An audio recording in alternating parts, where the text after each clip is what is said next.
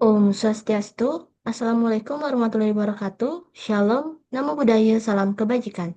Pada video kali ini, kami akan mempresentasikan hasil dari persoalan yang telah diberikan kepada kami. Sebelumnya, perkenalkan nama saya Komat Resmiantari dengan NIM 241510101 dan rekan saya. Perkenalkan, nama saya Nabila Sisilia Putri dengan NIM 24151011021. Baiklah, untuk memulai pembahasan, saya persilahkan rekan saya terlebih dahulu untuk menyampaikan penjelasan soal pertama. Baik, terima kasih. Jadi di sini saya akan menjelaskan hasil dari soal pertama. Jadi di sini pertama kita ingin mengecek bahwa W itu adalah subruang vektor dari suatu ruang vektor V. Jadi yang pertama itu kita ingin membuktikan bahwa suatu himpunan W itu adalah subruang dari ruang vektor V. Nah, untuk membuktikan itu, kita itu perlu mengecek 10 aksioma ruang vektor lagi. Tapi kita tidak perlu mengecek 10 aksioma itu. Kita hanya cukup mengecek dengan menggunakan aksioma closure saja. Jadi, kenapa kita menggunakan aksioma closure saja sudah cukup karena operasi penjumlahan dan perkalian skalar itu di W itu sama persis seperti operasi di V. Jadi artinya itu semua sifat dasar seperti komutatif, asosiatif, distributif itu udah otomatis benar karena sudah berlaku juga di V. Jadi yang perlu kita pastikan itu pertama closure penjumlahannya. Jika jika U adalah elemen dari W dan V adalah elemen dari W, maka harus berlaku juga U tambah V elemen dari W. Lalu, artinya kalau kita menjumlahkan dua vektor dari W itu, hasilnya itu tetap berada di dalam W. Lalu yang kedua, kita mengecek dengan menggunakan closure perkalian. Eh, untuk skalar C dari R, itu kan C kali U elemen dari W. Artinya itu kita dapat mengalihkan vektor di W dengan bilangan real. Hasilnya bakal tetap berada di W. Jadi mengapa elemen nol itu otomatis masuk ke W? Karena W itu tidak kosong. Kita ambil satu vektor W, W elemen dari W, lalu karena klosurnya itu perkalian skalar menjadi seperti ini, maka menjadi seperti ini. Dan secara sifat ruang vektor itu akan menjadi seperti ini. Sehingga elemen nol itu otomatis ada di dalam W. Nah, jadi kenapa sih cukup kita ngecek menggunakan aksioma closure saja? Karena penjumlahan dan perkalian skalar di W sama persis dengan operasi di V, maka semua sifat dasar otomatis benar untuk semua elemen W. Jadi kita tidak perlu memeriksa aksioma yang lainnya. Baik, sekian jawaban dari nomor satu. Untuk nomor dua, saya persilahkan ke rekan saya. Terima kasih. Jadi, selanjutnya soal kedua. Pada soal ini, kita diminta untuk membuktikan bahwa semua vektor yang terletak pada sebuah garis lurus di R3 membentuk sebuah subruang vektor. Misalkan ada sebuah garis L di dalam R3 yang melalui titik asal. Garis seperti ini dapat kita tuliskan sebagai himpunan semua vektor yang terbentuk T kali V, yaitu sebuah skalar T dikalikan dengan sebuah vektor arah F. Jadi, setiap titik pada garis tersebut sebenarnya adalah kelipatan dari vektor yang sama. Untuk menunjukkan bahwa garis tersebut merupakan subruang, kita perlu membuktikan bahwa garis itu memenuhi tiga syarat utama untuk subruang vektor. Syarat pertama, sebuah himpunan bisa disebut subruang adalah himpunan tersebut harus membuat vektor nol. Dalam konteks garis L yang berada di R3, semua vektor pada garis itu dituliskan dalam bentuk T kali V, yaitu sebuah bilangan real atau T dikalikan dengan vektor arah V. Kalau kita ingin melihat apakah garis ini membuat vektor nol, kita cukup memilih nilai T sama dengan nol. Ketika skalar ini dikalikan dengan vektor F, hasilnya 0 kali F sama dengan 0, 0, 0. Vektor 0, 0, 0 adalah vektor 0, karena vektor 0 dapat muncul hanya dengan memilih nilai skalar 0. Artinya garis L memang mengandung vektor 0. Dengan demikian, cara pertama untuk menjadi subruang yaitu memuat vektor 0 sudah terpenuhi. Syarat kedua, sebuah subruang adalah tertutup terhadap penjumlahan. mengambil dua vektor yang sama-sama berada di dalam subruang tersebut, maka hasil penjumlahannya harus tetap berada di dalamnya. Pada garis L, setiap vektor dapat dituliskan sebagai T kali V. Jadinya, kita punya dua vektor. U sama dengan T1F dan W sama dengan T2F. Dengan T1 dan T2 adalah bilangan real apa saja. Jika kita jumlahkan kedua vektor ini, hasilnya adalah U tambah W sama dengan T1V dan T2V sama dengan dalam kurung T1 plus T2 kurung tutup V. Karena T1 plus T2 juga merupakan bilangan real, maka hasil penjumlahannya masih berbentuk T kali V. Artinya, hasil penjumlahan tersebut tetap berada pada garis L. Dengan demikian, garis L tertutup terhadap operasi penjumlahan, sehingga syarat kedua subruang terpenuhi. Syarat ketiga, sebuah subruang adalah tertutup terhadap perkalian skalar. Maksudnya, jika sebuah vektor berada di dalam subruang, lalu kita kalikan vektor tersebut dengan bilangan real apapun, maka hasilnya harus tetap berada di subruang yang sama. Pada garis L, setiap vektor bisa dituliskan sebagai U sama dengan T kali V. Sekarang ambil sembarang skalar real alfa. Jika kita mengalihkan vektor U dengan skalar ini, kita mendapatkan alfa U sama dengan alfa kali TV yang sama artinya dengan alfa kali T dalam kurung, kemudian kali dengan V. Karena hasil kali alfa D masih merupakan bilangan real, maka vektor yang dihasilkan tetap membentuk T kali V. Dengan kata lain, hasil perkalian skalar tersebut tetap berada pada garis L. Jadi garis L tertutup terhadap perkalian skalar dan syarat ketiga subruang pun terpenuhi. Selanjutnya soal ketiga dilanjutkan oleh rekan saya. Baik, di sini saya akan menjelaskan soal nomor ketiga.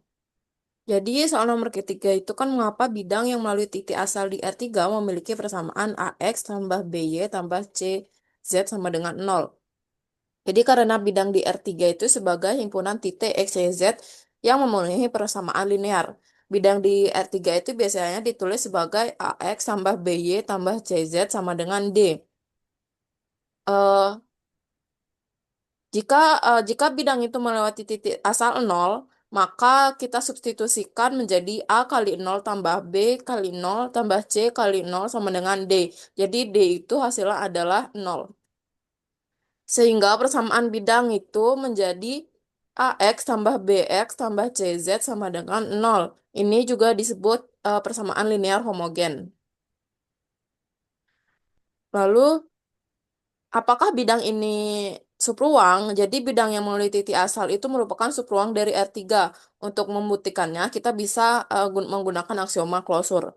Yang pertama, kita akan membuktikannya menggunakan klosur penjumlahan.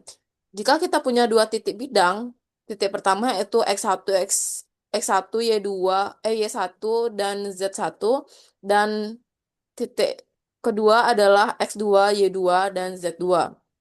Jadi hasilnya sama seperti ini. Lalu kita jumlahkan semua. Vektor posisinya kita jumlahkan yang artinya jadi seperti ini yang artinya hasil penjumlahan itu tetap masih berada di dalam bidang. Lalu klosur kita buktikan menggunakan klosur perkalian skalar. Jika jika X, Y, Z ini pada bidang skalar itu memenuhi AX tambah BY tambah CZ sama dengan 0 nih. Dan maka kita kalikan dengan skalar K. Jadi A dikali KX ditambah B dikali KY ditambah C dikali KZ. Hasilnya itu K dalam kurung AX tambah BY tambah CZ. Jadi hasilnya itu K dikali 0. Hasilnya adalah 0. Berarti ini hasilnya itu tetap di dalam bidang. Maka bidang itu termasuk adalah subruang vektor dari R3. Lalu soal keempat akan dijelaskan oleh rekan saya. Terima kasih. Jadi pada soal ini diminta untuk membuat sebuah himpunan S sama dengan U, P, W yang terdiri dari tiga vektor yang saling linear independen di ruang R3. Pada soal keempat ada tiga soal yang untuk dibuktikan. Yang pertama, buktikan bahwa ketiga vektor tersebut benar-benar linear independen. Kita harus menunjukkan bahwa persamaan K1U, K2F, dan K3W sama dengan 0. Memiliki satu-satunya solusi yaitu K1, K2, K3 sama dengan 0, 0, 0. Dalam penyelesaian ini digunakan vektor-vektor standar yaitu U sama dengan 100, V sama dengan 010, W sama dengan 001. Ketika ketiga vektor tersebut disubstitusikan ke dalam SPL, diperoleh K1 dikali 1000 ditambah K2 dikali 010 ditambah K3 dikali 001 sama dengan 000.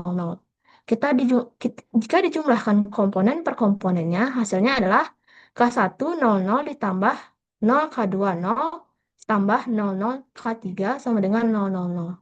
Dari sini terlihat bahwa komponen pertama menghasilkan K1 sama dengan 0, komponen kedua menghasilkan K2 sama dengan 0, komponen 3 menghasilkan K3 sama dengan 0.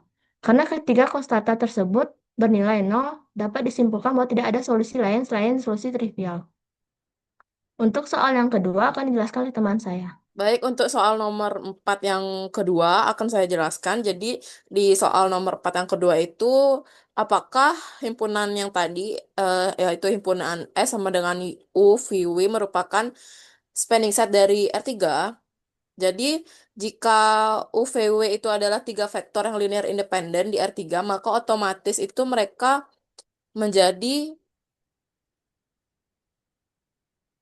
basis dari R3 dan spanning set dari R3, yang artinya itu setiap vektor X, Y, Z itu dapat ditulis menjadi X, Y, Z sama dengan XU tambah Y, V tambah ZW. Sekian dari soal nomor 4 yang kedua, dan selanjutnya akan dijelaskan oleh teman saya. Untuk soal 4 yang ketiga adalah soal bilangan C. Kita diminta untuk menjawab apakah himpunan semua kombinasi linear dari vektor U, V, dan W membentuk subruang vektor dari R3. Jawabannya adalah ya. Alasannya ketika ketiga vektor U, V, dan W diberikan sebagai vektor yang linear independen di R3.